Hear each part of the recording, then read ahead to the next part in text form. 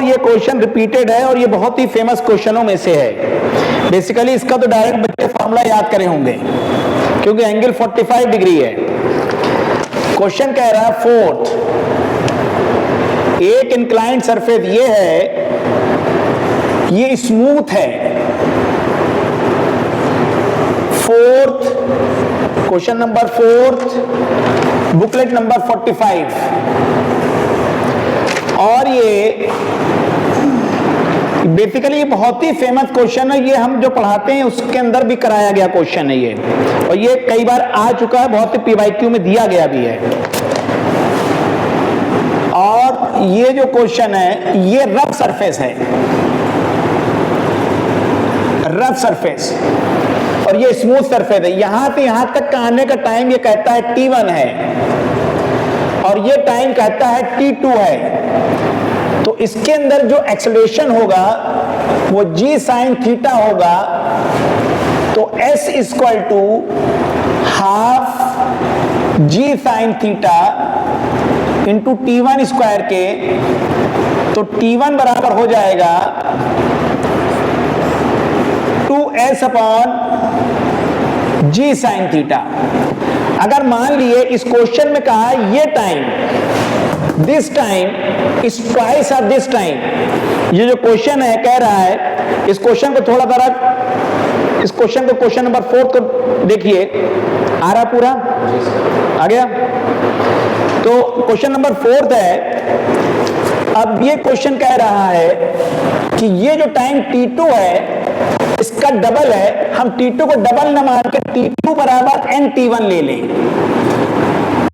ये एक बार नीट में पूछा भी गया कि n और म्यू के बीच में क्या रिलेशन होगा, तो इसका जो एक्सेलरेशन होगा वो g sin theta minus mu g cos theta होगा। तो अगर हम इसके लिए टाइम निकालें t2 बराबर हो जाएगा 2s upon g sin theta minus mu g cos theta के। अगर मान ली इस पार्टिकुलर क्वेश्चन में ये टाइम इस टाइम का डबल है, हम मान ले n है, क्योंकि कभी कभी n के बीच में भी रिलेशन पूछ सकते हैं।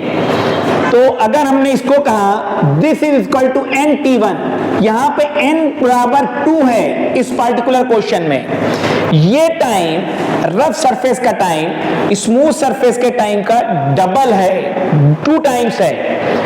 हमने यहां पे एक एग्जांपल के लिए n लिया है, हम इक्वेशन को कोरिलेट कर देंगे तो 2s equal to g sin theta minus mu g cos theta equal to n into 2s upon g sin theta है।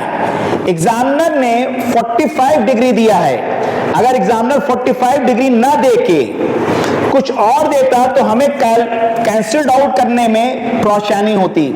यहां पे n बराबर 2 है, जब हम इसको काटेंगे तो ये 2s और 2s क्या हो जाएगा, कैंसिल आउट हो जाएगा। Theta 45 sine 45 equal to cos 45 equal to 1/√2 होता है। इट मींस हम ये वैल्यू आपस में काट सकते हैं। तो हमारा आया this is a particular case, so this is 1/1 minus mu equal to 2 Rn।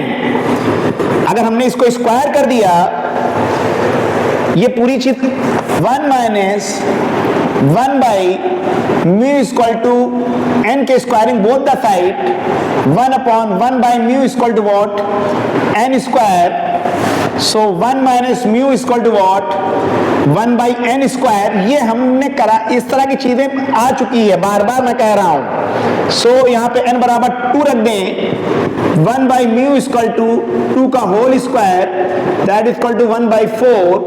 तो mu equal to 1 minus 1/4 equal to 3/4 equal to 0.75। That is answer.